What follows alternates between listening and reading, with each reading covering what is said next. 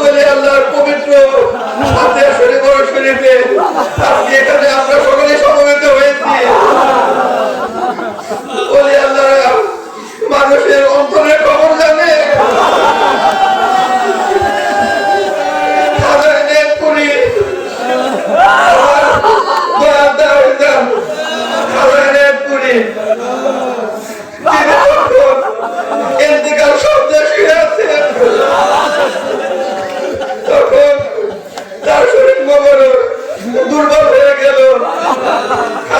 তিনি কয়েক সপ্তাহ খানা দানা একবারে ছেড়ে দিলেন।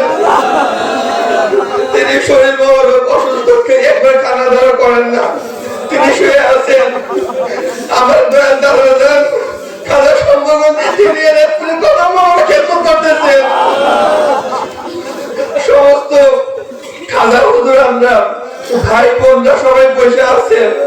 এমন সময় আমার দাদা তিনি খাজা এনায়তপুরে কদম খেদমত করতেছেন। আর তিনি মনে মনে মোহাম্মতে তিনি কান্না করতেছেন। আর মনে মনে তিনি মনে এই চিন্তা করতেছেন যে আমাদের হুজুরকে এনায়তপুরি তিনি যদি ইন্তেকাল হয়ে যান তাহলে আমি কোথায় যাব, কি করবো? আমার কোনো জায়গা নাই। তো আমি আমার হুজুরকে এনায়তপুরের সঙ্গে আমি খাওয়া সম্বন্ধে আমি হুজুরের সঙ্গে আমি তার মাজারের মধ্যে চলে যাব। আমি আর দুনিয়াতে বেঁচে থাকবো না, আমি চলে যাব। এই কথা আমার দাদা তিনি মনে মনে চিন্তা করতেছে আর চোখ দিয়ে তার পানির উপরে করতেছে। সমস্ত ঘর ঘরে আত্মীয় স্বজন সবার সামনে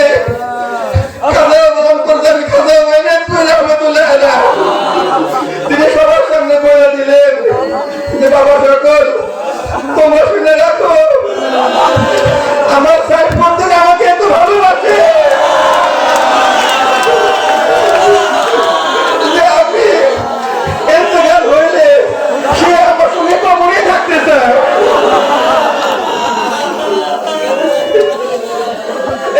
আশিক মাসুকের মুহাব্বতের সম্পর্ক একদম আরিফকে জীবনের চেয়ে বেশি মুহাব্বত করে।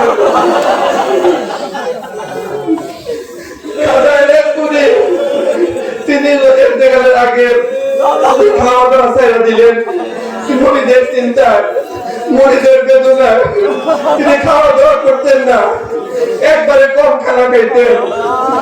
ইন্তেকালের বা 2-3 সপ্তাহ আগে এক মাসের কম সময়ের আগে খাজাইনাপুরের খলিফা ছিল কুমিল্লা চাঁদপুর নামশা সুজাবত আলী মাস্টার সাহেব। তো সুজাবত আলী মাস্টার সাহেবকে খাজাইনাপুরে ডাক দিলেন, বাবা সুজাবত এদিকে আসো আমার কাছে। খাজাবাদ খাতমুবারকে শুয়ে আছে, তিনি হাজার কম করতেছেন, তিনি হাতে ইশারা করলেন, বাবা সুজাবত তুমি আসলে আমার কাছে আসো। সুজাবত আলী মাস্টার সাহেব তিনি খাজাবাদ ডাক দেওয়ার সঙ্গে সঙ্গে কদমে হাজির হয়ে গেলেন। তো বললেন খাজাইনাপুরে বললেন, বাবা সুজাবত তোমাকে একটা আমি কত গোপন কথা বলে দিতেছি, এটা কাউকে তুমি আগে বললো না। বলে বাবা সুজাবত আমি জামানার মোহাম্মদ খাজাইনাপুরে আমি 12 বছর আগে কাপড় নিতে পরে আমি কাঁচা করে 12 বছর আমি গায়ের মধ্যে কাঁচা মুড়ি ঢেকে দিয়ে থাকবো। ঠিক 12 বছর পর আমি মোহাম্মদ খাজাইনাপুরে আমি দুনিয়াতে প্রকাশ লাভ করবো, দুনিয়াতে আমি আবার প্রকাশ হবো। ওই সময় বাবা তোমরা আমাকে চিন্তা কিভাবে আমি এনায়তপুরে আবার শক্তি প্রকাশ দুনিয়াতে প্রকাশ পেয়েছে। বাবা তুমি দেখবে বাবাটা খেয়াল করবা, যেদিন আমি এনায়তপুরে আবার দুনিয়ায় প্রকাশ পাবো ওই দিন আমার এই শেররা তোলা শেররা গাছটা 2 ভাগে ভাগ হয়ে যাবে।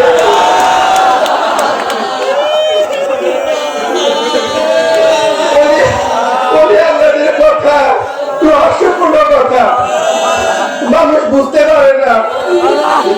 এই কথা বলে কয়েক সপ্তাহের মধ্যে খাজাইনাপুরে এতে গেলে মাথা শুরু লুকিয়ে গেলেন। ওই যে বললেন আমি কাপড় গাইতে লুকিয়ে থাকবো, এতে গেলে মাথার মধ্যে লুকিয়ে থাকলেন। একে একে বছর গেল, ঠিক 12 বছর যখন হইলো তখন আমার সম্মুখের উপরে হুকুম হলো, এলাম হইলো, তুমি রাসূলুল্লাহ সত্য অধিকার জন্য সম্মত বসকে জব করে চলে যাও।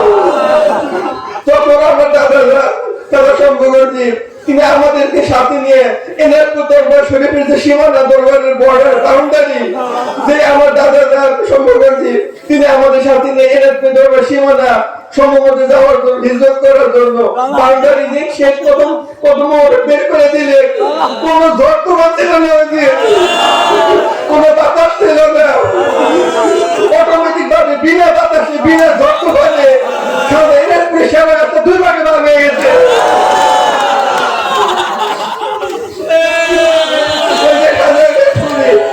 তিনি আগে বলে গেছেন আমি এনায়তপুরে আবার দুনিয়াতে প্রকাশ পাবো, আমার সেবা গাছটা 2 ভাগে ভাগ হয়ে যাবে। আমার দাদা তিনি যেদিন এনায়তপুরে বসাইয়া দিলেন ওই দিন সঙ্গে সঙ্গে সেবা গাছটা 2 ভাগে ভাগ হয়ে গেল। এই যে তোমার মহান দেন্দাপীর ওলি আল্লাহর রতনের রতন চিনে এক বলে আরেকজনের খবর বলতে পারে, দুনিয়ার মানুষ বুঝতে পারে না, তারা চিনতে পারে না। আজকে সেই মহান জামানার মহান 2 মুজাদ্দিদ এত মহান 2 ওলি আল্লাহ পবিত্র ইন্তেকাল উপলক্ষে এখানে আপনারা সকলে আমরা সমবেত হইতে পারছি। এই কত বড় মহান দেন্দাপীর যে জাকিরদের কোনো ভয় থাকে না, ওলি আল্লাহ কবুল করে নিলে কোনো ভয় থাকে না। একবার নেত্রকোনার এক জাকের ভাই তিনি আমাদেরকে বলছেন, আমি ছোট ছিলাম মনে আসতে মসজিদে বড় মতো লেখা আছে এটা আমাদের কথাটা। নেত্রকোনার এক জাকের ভাই ঝড় বৃষ্টির দিন বর্ষাকাল শুরু হয়ে গেছে, জাকের ভাইটা গরিব মানুষ, একদম দিন আনে দিন খায়, কোন ধনী টাকা পয়সা এত নাই, খুব গরিব মানুষ, কষ্টে তার দিন কাটে। অর্ধেক ঘর আছে, ওই ঘরের মধ্যে কোনো ভালো জানলা নাই, ওয়াল নাই, বিল্ডিং নাই, একদম টিনের ঘর, ভাঙ্গা চোরা টিনের ঘর, টিনের ফাঁক ভরা, এত গরিব মানুষ। সে দুনিয়াদারিতে সে গরিব, কিন্তু সে অন্তরে খাতাবার মহব্বতে পরিণত থাকে। এই যে ধনী, অন্তরে ধনী, সত্যিকারের ধনী। আল্লাহ কোরআনে বলছেন এই যে মহব্বত, এই প্রেম, ভালোবাসা, আল্লাহ রাসূল আল্লাহর মহব্বত, এটা যদি তোমরা সারা দুনিয়া বিক্রি করে দাও তাও এই মহব্বত টাকা দিয়ে কিনতে পারবে না। এত দামি জিনিস খাজাবাবা আপনাকে অন্তরে দাম করে দিচ্ছে।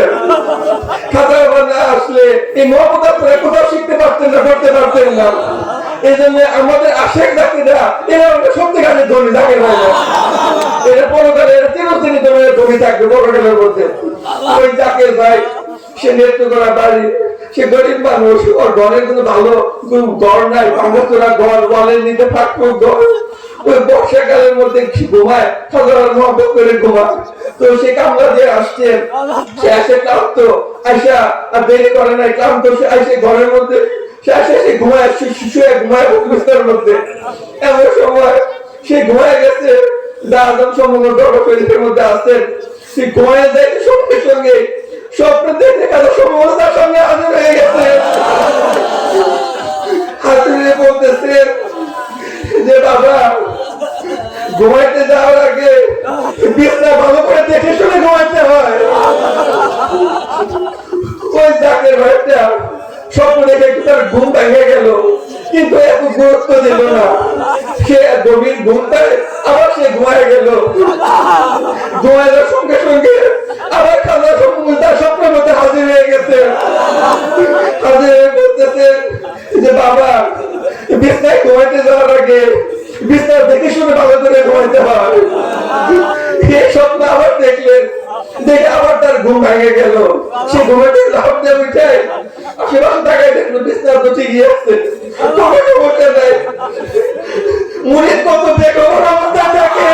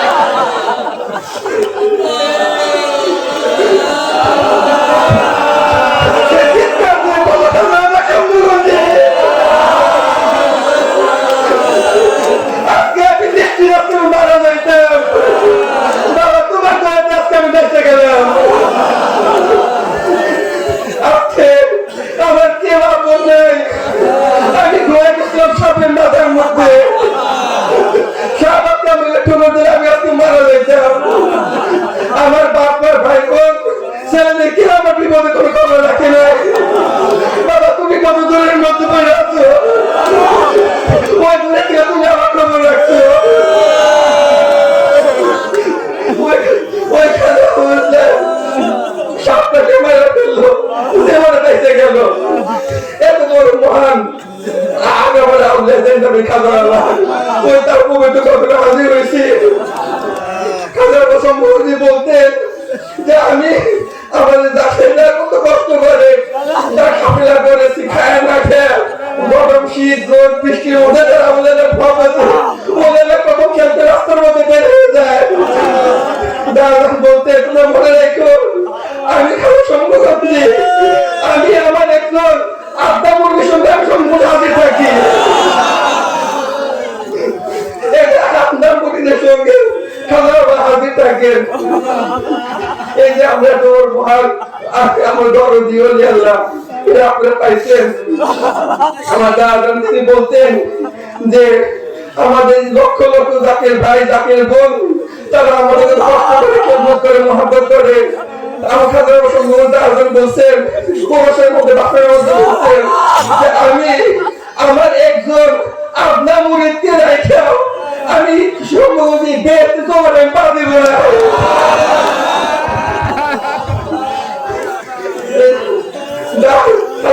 বলছেন যে আমি ইয়া কইরা দাও যেরকম ইয়া দাল ফেলেলে যেরকম মাছ ধরা করে মাছ কষে আমি জাকিরদের মধ্যে আমি মহাকলিকর সপ্তমদিকে জাল আমি পিছিয়ে দিছি।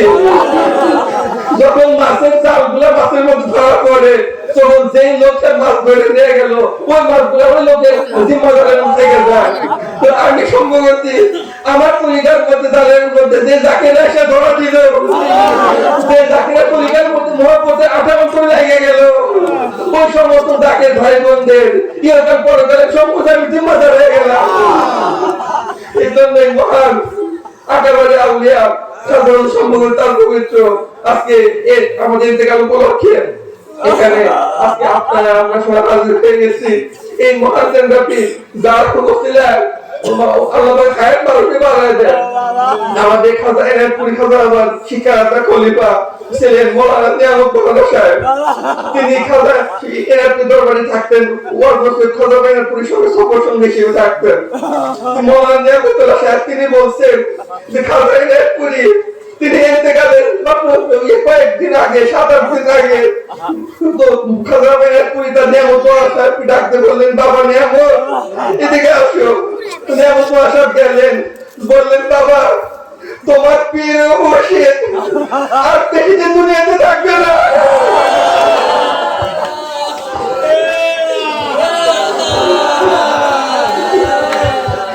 এই কথা শুনে মৌলানা নিয়ামত সাহেব তিনি কান্নাকাটি করে বেড়ে দিলেন, আপন পীর যার নাই সে বুঝে কি কষ্ট।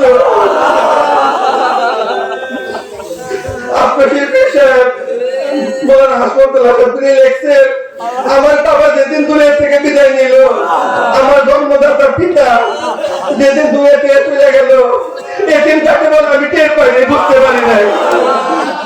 আমার জন্মদাত্রী মা তিনি যখন ইন্তেকাল হয়ে গেল, এদিন তাকে বলে আমি টের পাইনি, বুঝতে পারি নাই। কিন্তু আমার মহান মুর্শিদ খাজা এনায়তপুরি তিনি যেদিন ইন্তেকাল হয়ে গেলেন, আমি সত্যিকার আমি এতিম হয়ে গেলাম, আমার কেউ আপনার কেউ থাকলো না। ওই মৌলানা মুতারা কি অবস্থা হইল যে তার পীর হারাই যাবেন, তার পীর বিদায় নেবেন, তিনি এই কথা শুনতেছেন। মৌলানা সাহেবের মন অসহ্য হয়ে গেল, কান্নাকাটি শুরু করলো। খাজা এনায়তপুরি সান্ত্বনা দিয়ে ফরমাইলেন, বললেন, বাবা নিয়ামত আপনি মন চিন্তা করবেন না, আমি আপনাকে সমুদ্রে বাঁচিয়ে দিয়ে যাইতেছি না। বাবা আমি আপনাকে বর্তমান জামানার সর্বশ্রেষ্ঠ বলি আপনার সঙ্গী করে দিয়ে গেলাম। বাবা আজকে আপনি থেকে আমার নিজের ছেলে তার সাহেবের সঙ্গে আপনি আজীবন থাকবেন। আপনি সত্যি পাইলেন আমি সম্মুখ দর্শকের সঙ্গে এনায়তপুর থেকে সম্মুখ দর্শক একবার চিরদিনের জন্য চলে আসলেন এবং সম্মুখ দর্শকের বাধা গেলেন, কবর সম্মুখ দর্শক কবর করা হইল। এই মৌলানা নিয়ামতুল্লাহ সাহেব তিনি যখন সম্মুখ দর্শকে ছিলেন, ওই সময় তার যখন ইন্তেকাল সত্ত্বে মৌলানা সাহেব তার শরীর অসুস্থ, বয়স্ক মানুষ, অনেক বৃদ্ধ হয়ে গেল, হাসপাতালে নিয়ে গেল। ডাক্তার বললেন যে অনেক বৃদ্ধ বয়স, হার্টের অবস্থা দুর্বল, হার্ট ভালো না, আর বেশি দিন হয়তো বাঁচবে না, ইন্তেকাল আপনি বাড়ি নিয়ে যান, ছুটি দিয়ে দিচ্ছে, হাসপাতালে রাখলো না, এই লোক মারা যাবে, হাসপাতালে নিয়ে যান। বডি নিয়ে আসলো, নিয়ে আসলো অজ্ঞান অবস্থা, মারা যাওয়া অবস্থা। জাকিরা যায় কত ভবনের মধ্যে পড়ে গেলেন। জাকিরা সবাই আরজি দিলেন যে আব্বা আমাদের মৌলানা নিয়ামতুল্লাহ সাহেব তিনি এনায়তপুর থেকে আপনার সঙ্গে আসছেন, আপনি মহব্বত করেন, তিনি এখন অসুস্থ, মৃত্যুর সঙ্গে তিনি পাঞ্জা লড়তেছেন। ডাক্তাররা বলছে তিনি আর বাঁচবে না। খবরটা শুনে মনটা খারাপ হইল। উনি সঙ্গে সঙ্গে পড়াখাবার মধ্যে বসে গেলেন। পড়াখাবার 1-2 মিনিট পর দাদা চক্ষু খুলে বললেন যে আপনার মৌলানা সাহেবকে যে খবর দেন যে জেন্দাপীরের উসিলা জেন্দাপীরের দোয়া করতে মৌলানা নিয়ামতুল্লাহ সাহেবের হায়াত আর 12 বছর হয়ে গেছে। পরে ওই বছর থেকে ঠিক 12 বছর পর মৌলানা দুনিয়া থেকে বিদায় নিয়ে চলে গেছে। এত বড় কামের প্রোগ্রাম বের বলি আল্লাহ সত্যবীর জেন্দাপীর এরা আপনারা পাইছেন। এই জন্য তাকে আপনারা জানতে জীবনটা মহব্বত করে খেদমত করে যাবেন। আপনারা এই শর্ত হলে মহব্বত খেদমত অন্তরে থাকলে ইহকাল পরে আপনাদের কোনো ভয় থাকবে না। এছাড়া কত আপনারা খেয়াল করে থাকবেন, আপনারা কষ্ট করলেন, অনেক খেদমত করলেন, আবহাওয়া আমাদের সাথ দিল। আসমান চলবেন দাওয়াত বলতে যে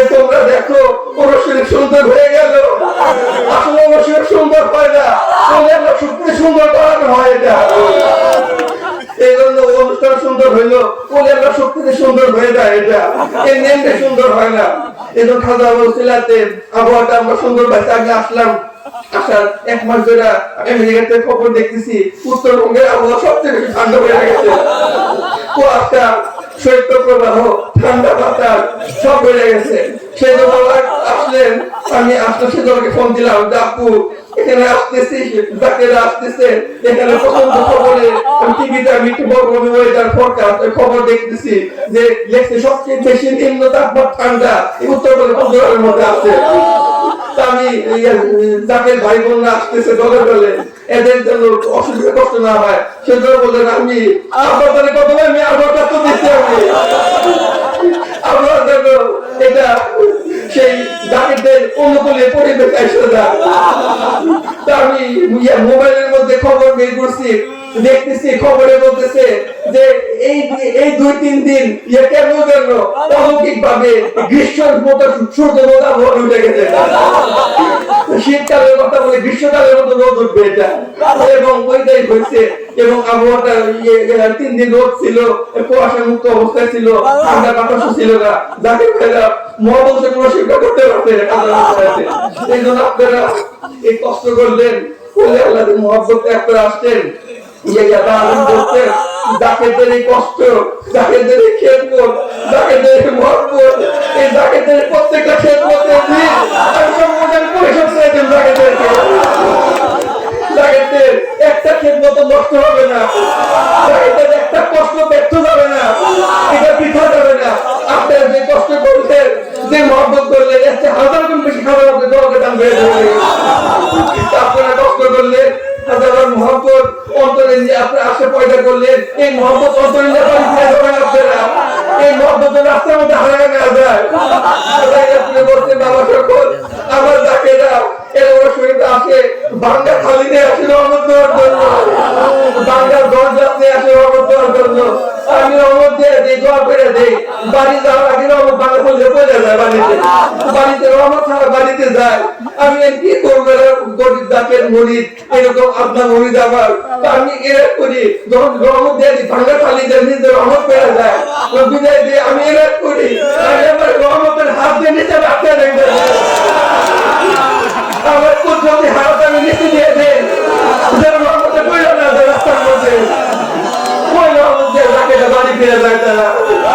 সেই জন্য আপনারা অন্তত মহব্বত দিয়ে বাড়ি ফিরে যাবেন। আপনারা এই মহব্বত আজীবন থাকে, আজীবন মহব্বত করতে পারেন, প্রশক্তি নিয়ে যাবেন আপনারা। আপনারা আমার কাছে কষ্ট করলেন, বলে মহব্বত কষ্ট করলেন, বলে ভালোবাসা কষ্ট করলেন, এই জন্য আপনারা আপনাদের ঠিক মতো যত্ন করতে পারি।